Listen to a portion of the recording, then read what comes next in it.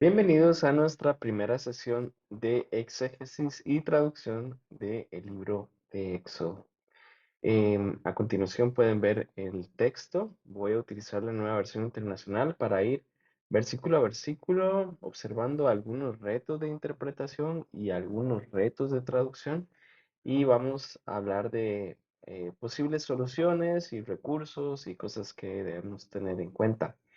En rojo vamos a ver algunos de los principales retos y vamos a hablar un poco de las soluciones. Entonces, vamos con el versículo 1. Estos son los nombres de los hijos de Israel que acompañados de sus familias llegaron con Jacob a Egipto.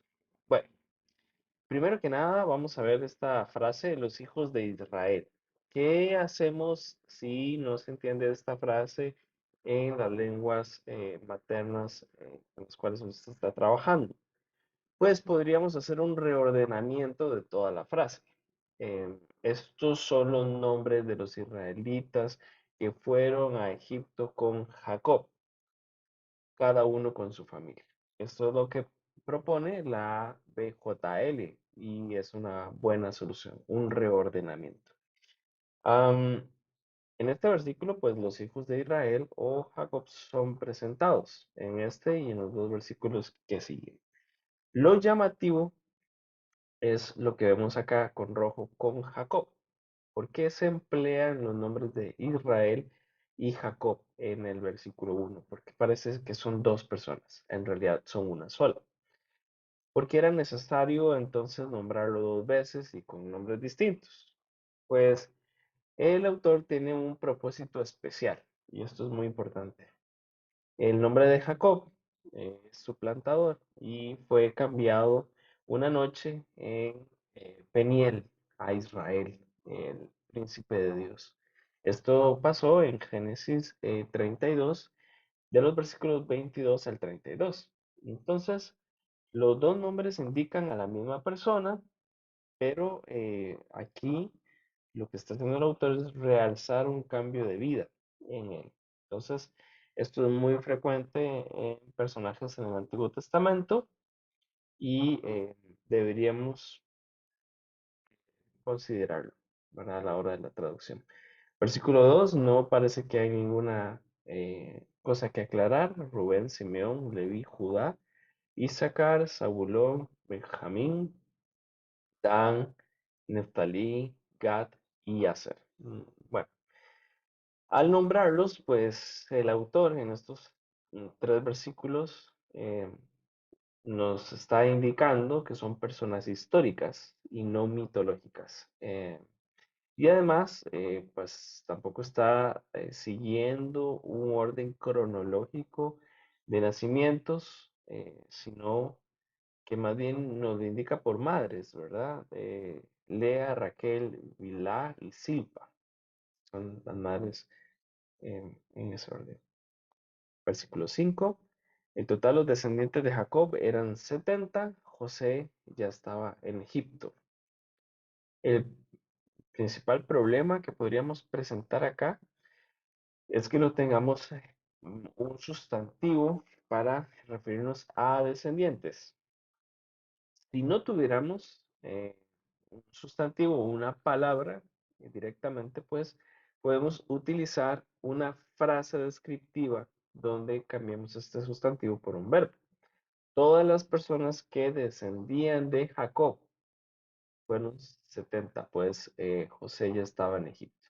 Esto es lo que hace la versión BTX en español. Sustituir un sustantivo que no tenemos por un verbo y esta puede ser la solución más práctica. Versículo 6. Murieron José y sus hermanos y toda aquella generación. Bueno, eh, primero que nada tenemos que también hablar de por qué es importante a nivel del libro este versículo. Y algo que también pasa es en esta traducción no aparece, pero si vemos las demás traducciones en español, sí hay una conjunción. Quiere decir que antes de murieron viene y murieron José y sus hermanos y toda aquella generación.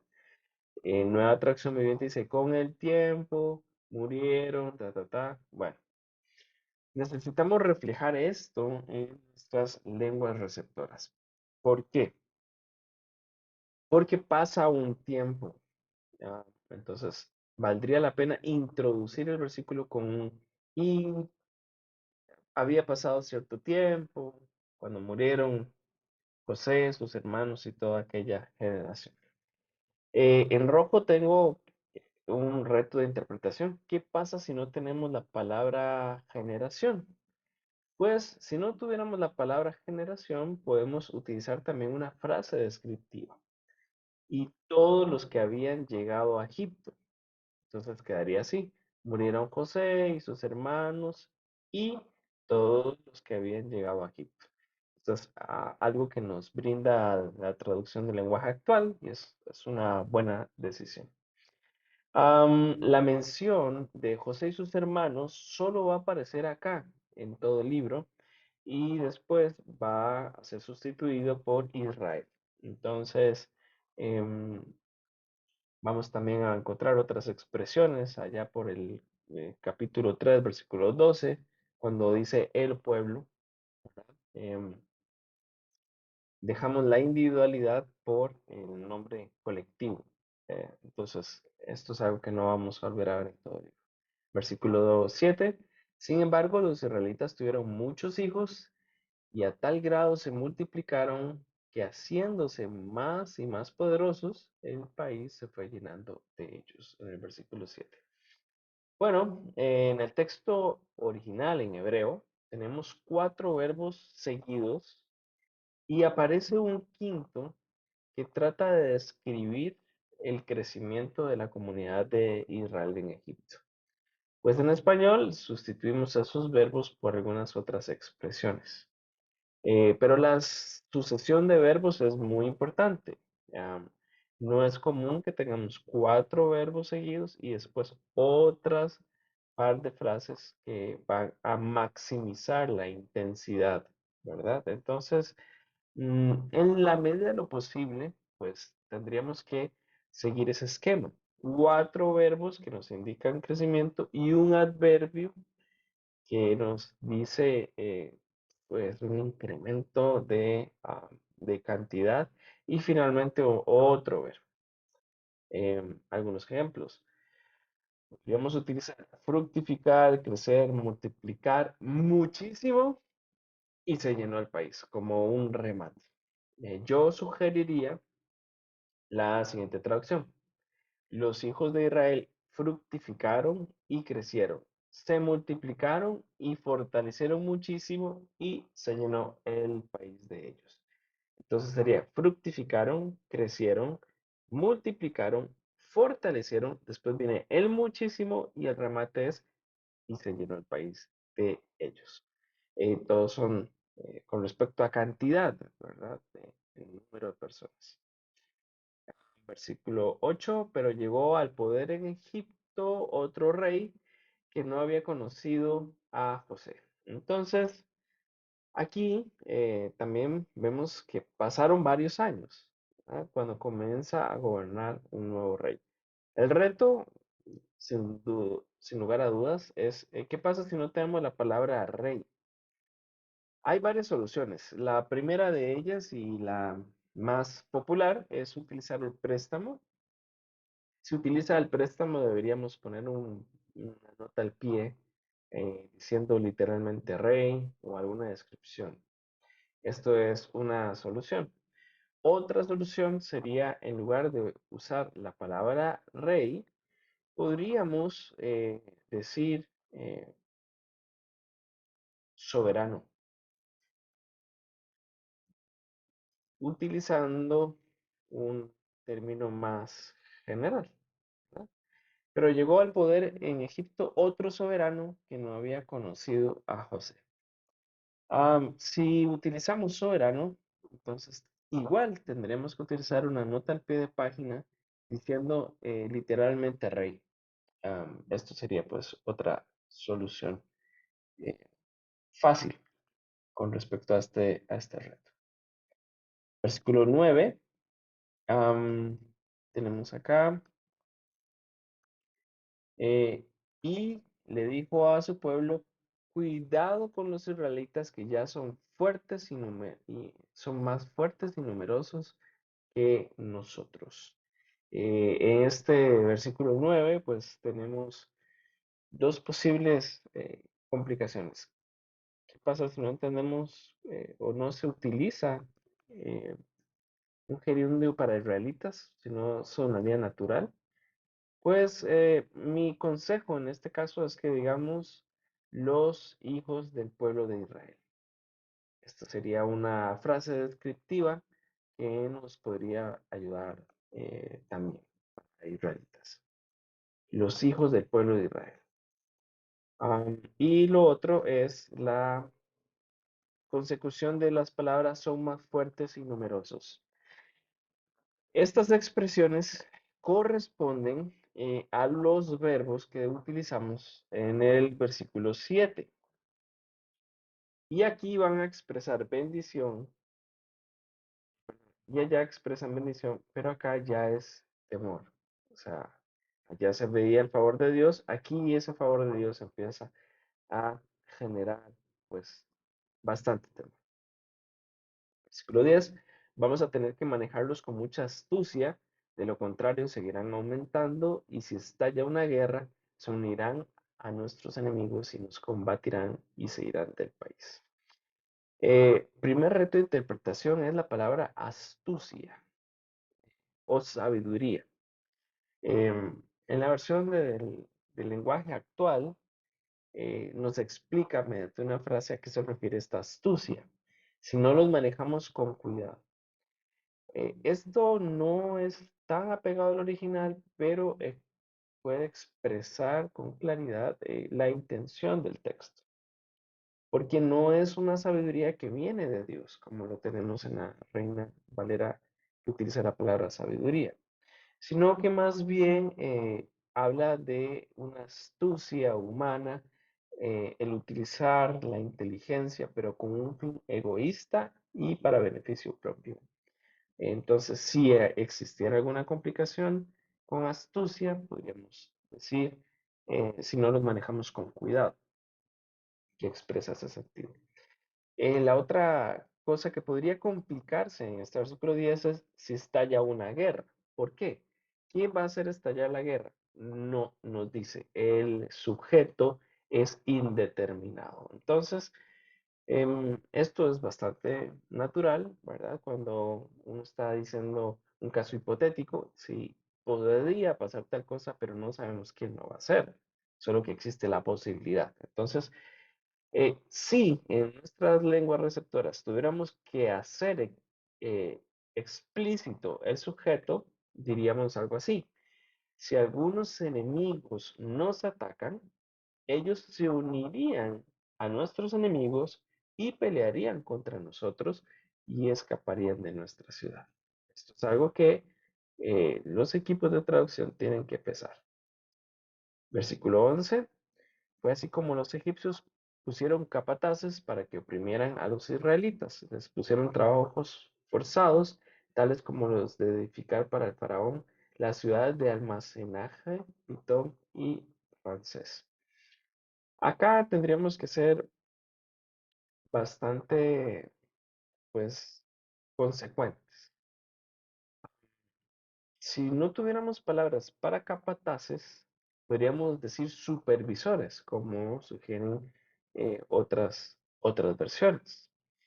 Em, a nivel de interpretación es muy importante considerar que el pueblo de Israel en este momento está sufriendo, están siendo obligados a trabajar muy duro y aquí también se explica en qué consistían Pitón y Ramsés, eran ciudades de almacenaje.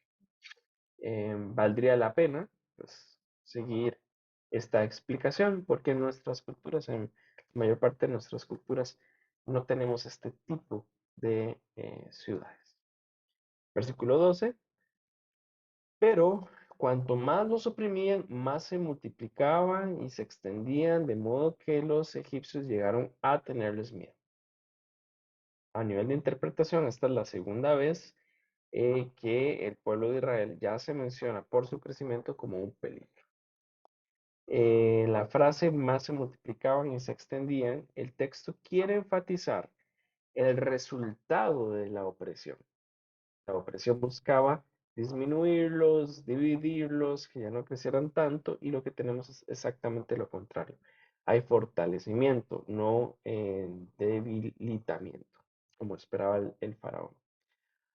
La palabra hebrea que se traduce como multiplicaban acá es la primera vez que aparece en el Éxodo y por lo tanto, pues deberíamos evitar repetir los verbos que utilizamos en los versículos 7, 9 y 10.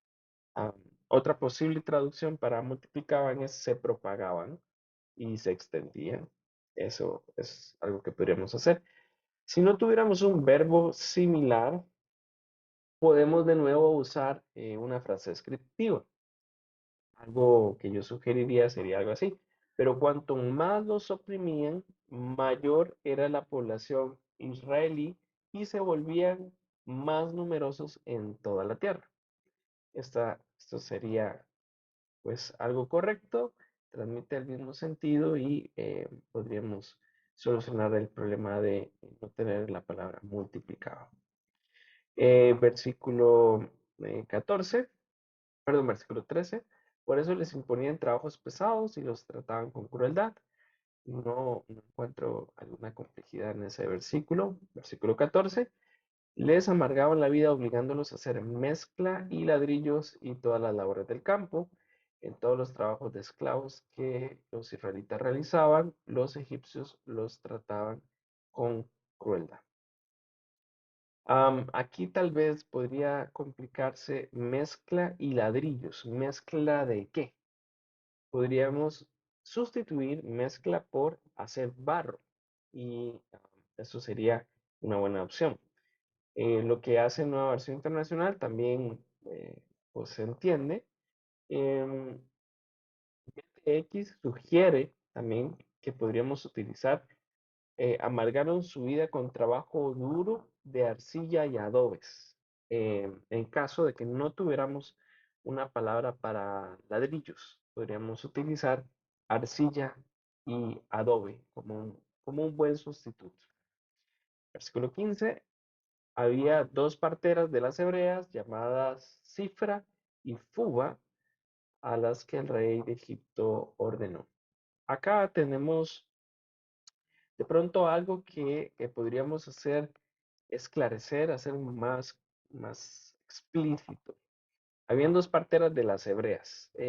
Lo primero es que esta es una expresión, es un gentilicio y expresa la pertenencia de estas parteras al pueblo de Israel. No puede entenderse como que estamos hablando de parteras egipcias que se encargaban de los partos de las mujeres israelitas. Esto es algo que tendríamos que evitar. Sería mejor traducir parteras hebreas para evitar toda ambigüedad.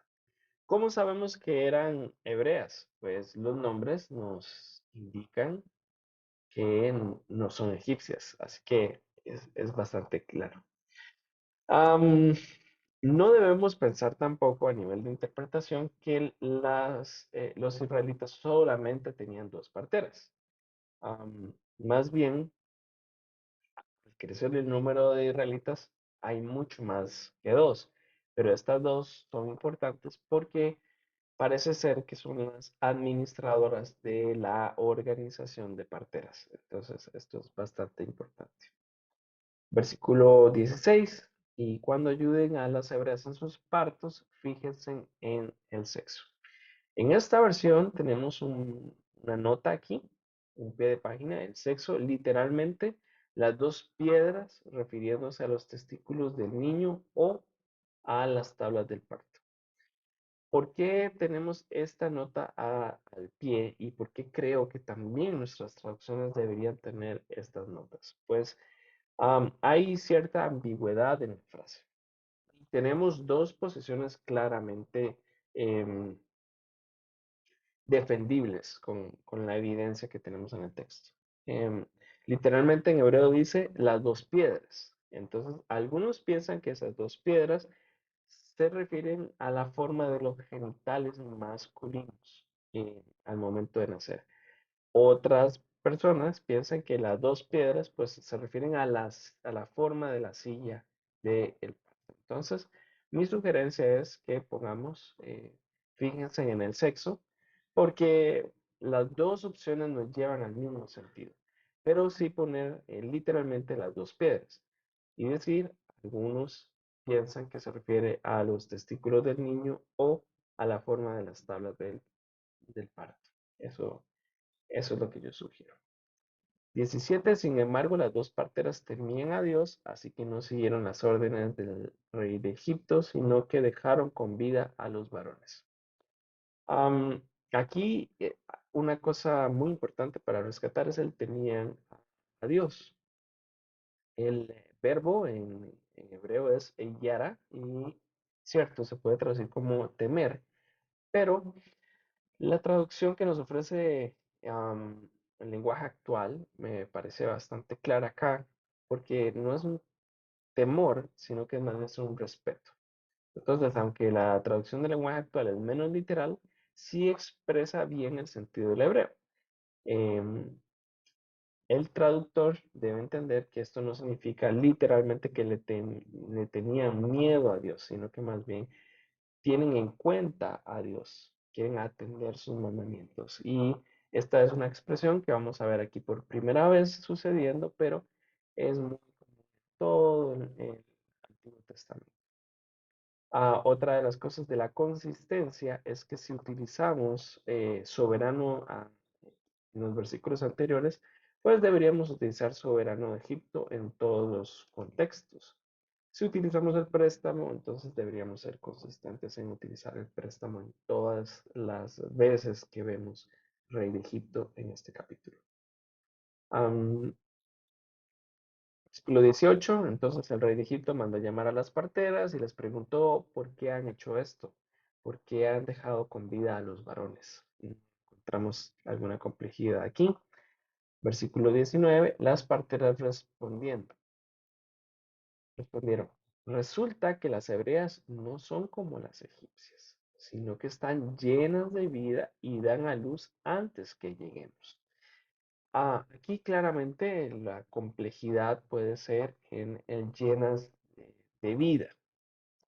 Am, Otras opciones serían las mujeres hebreas son fuertes, saludables, robustas y ellas dan a luz antes que lleguemos. La frase llenas de vida de la nueva versión internacional es bien densa en su sentido, nos da muchas posibilidades de interpretación pero adolece algo o tiene algo en contra, que está utilizando toda una frase para explicar lo que es una sola palabra en hebreo. Entonces, en este caso, pues preferiríamos usar sinónimos para hacer mucho más entendible la expresión del versículo 19. Están saludables, fuertes, robustas, algo así. Versículo 20. De este modo, los israelitas se hicieron más fuertes y numerosos. Se utilizan dos verbos que ya habíamos presentado en el versículo 9. Es importante tener en cuenta estos vínculos. Si utilizaste una palabra allá en el versículo 9, aquí debería ser la misma, porque nos permite entender la idea principal de todo el capítulo. Y son palabras bastante claves para mostrar la intención del autor. La intención del autor es la consecución en el plan de Dios. Faraón intenta reducirlos y ir quitándose ese peligro de encima, pero lo que resulta es totalmente lo contrario. Por eso me gusta pues esta alternativa que ofrece una versión internacional. Esto muestra el fracaso político y genocida del faraón, por un lado, em, pero también la acción de las parteras que es respaldada por la bendición del Señor. Versículo 21, y por haberles haberse mostrado temerosas de Dios, les concedió tener muchos hijos. No hay algún problema allí. Y el faraón, por su parte, dio esta orden a todo su pueblo. Tiren al río a todos los niños hebreos que nazcan, a las niñas déjenlas comida. No tendríamos tampoco algo que resaltar de este versículo. Espero les haya gustado esta primera entrega y que esto también les ayude en su labor de traducción de este primer capítulo tan importante.